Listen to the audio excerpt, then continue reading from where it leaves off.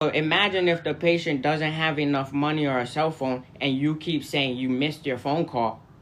This would be harm to the patient.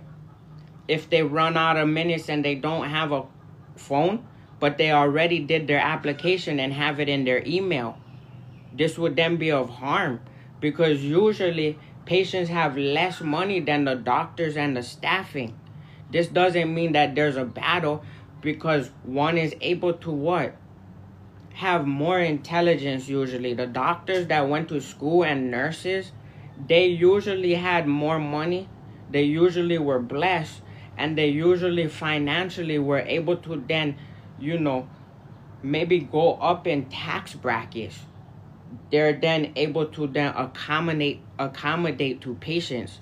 Anytime you go to the end of a transaction, you already completed enough to keep pressing next, so the money was distributed out.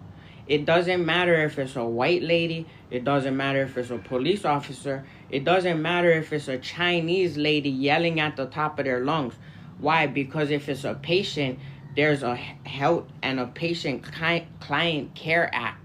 That means you cannot continue to torturous interfere somebody with less money and who's a patient. So every time you're louder, and you could keep telling them, okay, submit your form again, submit your form. Every time you tell them to submit their form, you're saying that the patient is wrong.